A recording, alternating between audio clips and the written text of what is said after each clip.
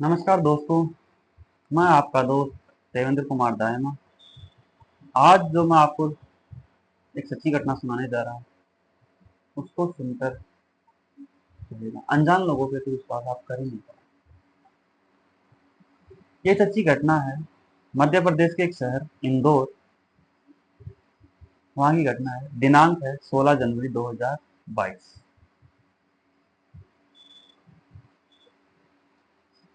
छत्तीसगढ़ का एक स्थान है बीजाघाट, भीमतल्ला। वहाँ सरकारी अध्यापिका का एक सरकारी अध्यापिका है जिसका भाई घर से निकलकर सुबह 4 बजे घूमने के लिए जाता है। अचानक 3 लोग उस पर हमला कर देते। वह किसी तरह से अपनी जान बचाकर घर पहुंचता है और घर में शोर मचाते हुए पहुंचता है। आसपास के लोग भी उठ जाते हैं और घर वालों को कहते हैं कि सब अपना सामान पैक कर लो, हम पे हमला हुआ। इससे आसपास के लोग जग भी जाते हैं, उनके घर के पास इकट्ठा भी हो जाते हैं और वो हमलावर वहां से भाग जाते हैं। ये घटना पुलिस थाने तक पड़ोसियों द्वारा सूचित की जाती है। पुलिस वहां पे आ जाती है और पुलिस के आने के बाद जब इस पूरी घटना की तह तक जाने की जब पुलिस कोशिश करती है तो ये सुनकर पुलिस के होश उड़ जाते हैं।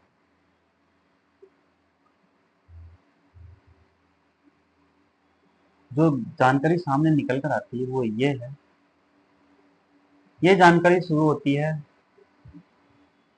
वो महिला बता रही है 2019 से, जिसमें एक लड़का होता है जिसकी उम्र 45 साल होती है, जिसने मैट्रिमोनी पे एक आईडी बनाता है जिसमें उसने अपना नाम, उम्र मेंशन करता है। उम्र वो 1974 की जगह 1985 लिखता है और अपने बारे में लिखता है कि वह तलाकशुदा है, उसे एक खूबसूरत लड़की की आवश्यकता है जो सुशील हो, सुंदर हो, उसकी बीवी बनने योग्य है। वह अपने रोजगार के आधार पर एक बिल्डर है, सालाना 1 से 1.5 करोड़ रुपए कमाता है। इतना पैसा देखकर जाहिर सी बात है कोई भी महिला शादी के लिए या कोई भी लड़की या कोई भी परिवार वाले शादी के लिए तैयार हो जाएंगे। आसान नहीं। और ऐसा ही हुआ। एक परिवार उनके झांसे में आ गया जिसका नाम, लड़की का नाम लता है। उसे इसकी प्रोफाइल देखी तो लता को अच्छा लगा और उन्होंने उससे उनको फेसबुक पे फ्रेंड रिक्वेस्ट। कुछ दिनों तक उन्होंने फ्रेंड की तरह तौर पे बातें की, आपस में मेलजोल बढ़ाया और धीरे धीरे वो प्यार में बदल गए।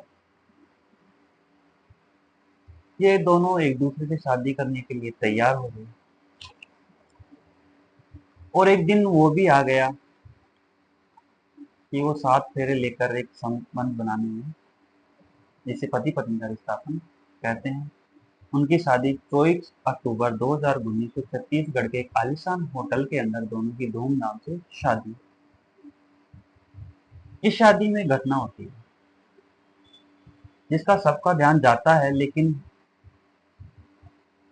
पूरा तहकीकात अगर उसी समय कर ली जाती तो शायद लता की जिंदगी बच जाती, तबाह हो गई। गौर करने वाली बात यह थी कि लड़की की तरफ से परिवार वाले सभी थे, मामा, फूफा, ताऊ, चाचा, आसपास के पड़ोसी सब थे। लेकिन लड़के वाले की तरफ से सिर्फ वो अकेला लड़का आया था, शेरवानी पहन के, सज धज के। जब उन लड़के से पूछा गया परिवार वालों के द्वारा, लड़की के द्वारा, तो उन्होंने कहा कि अपन दोनों, या हम दोनों, लता से बोला कि हम दोनों अब लव मैरिज कर रहे हैं तो घर वाले अपनी शादी के खिलाफ हैं और कोई नहीं आया। और उसने लता को समझाया कि धीरे धीरे सब राजी हो जाएंगे, तब हम घर वाले अपने साथ हैं।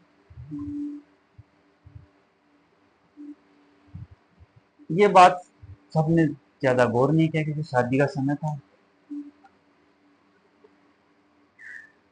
शादी की पूरी रस्में हो चुकी थी। 2 दिन वो लड़की वालों के घर ही रहते हैं, क्योंकि उसने कहा था ना कि अभी मेरे परिवार वाले खुश नहीं है। वहीं पे जो भी शादी के बाद के कार्यक्रम होते हैं वो वहीं पे पूरे किए जाते हैं और वो इंदौर के लिए रवाना हो जाते हैं।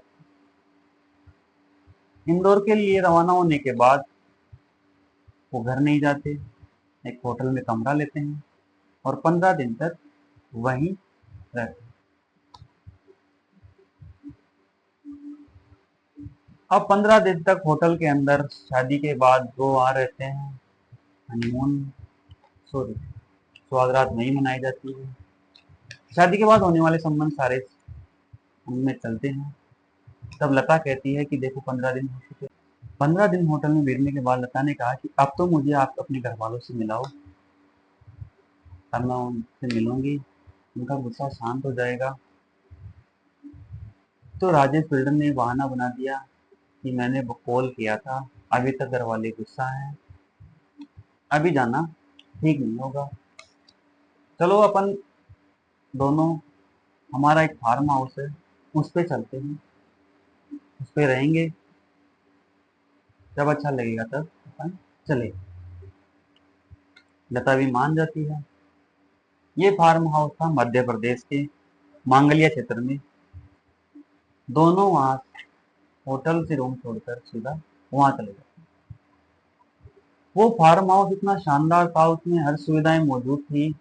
सीसीटीवी कैमरे लगे हुए थे, गाड़ियां थी, नौकर चाकर थे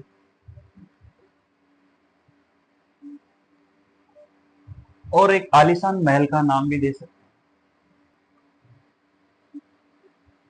अब वो 15 दिन इंदौर होटल में रहे, 2 दिन ससुराल में रहा। अब वो फार्म हाउस आ चुका था। फार्म हाउस में 15 दिन बीते ही थे कि लता ने फिर ये मांग की कि चलो अपने घर चलते हैं। तो उन्होंने लता को समझाया कि जब तक घरवाले यहाँ खुद नहीं आते लेने तब तक अपन नहीं जाएंगे। लता भी मान गई।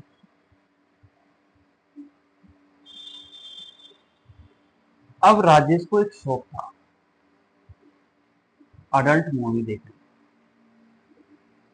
तो उस फार्म हाउस में एक बड़ा एलईडी टीवी लगा हुआ था, उसमें अडल्ट मूवी देख।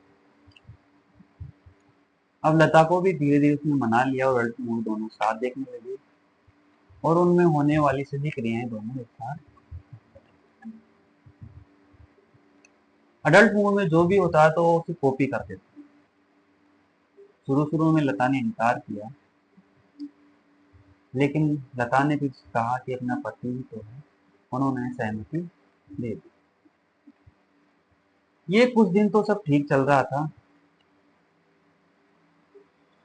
कुछ समय बाद एक दिन राजेश का दोस्त फार्म हाउस पे आता है, जिसका नाम था विपिन भादौरिया, जो नागदा का रहने वाला था। शाम के समय दोनों दोस्त खाना खाते हैं वहां पे और खाना खाने के बाद लता से कहते हैं कि आज लता आपका डांस देखने का मन है।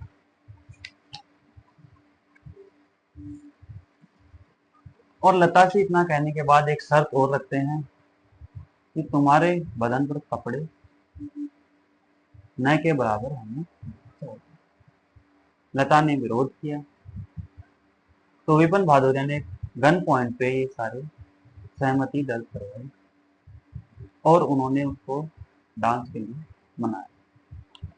डांस करते करते उन्होंने अडल्ट मूवी चलाई और दोनों ने उसके साथ अडल्ट मूवी जो था वो कॉपी किया। अब ये कार्य 10-5 दिन तक रोज होने लगा। विभिन्न भादौरिया वहीं रह रहे थे। अब कुछ दिन बाद विपिन भादौरिया चला गया और एक नया दोस्त आया। उसका नाम था विवेक विश्वकर्मा। उसके बाद अंकेश बघेल और जो नौकर थे उनको भी उन्होंने निकाल दिया था, केवल एक ही नौकर था। वो सब उसके साथ बदल बदल के ये कार्य करते।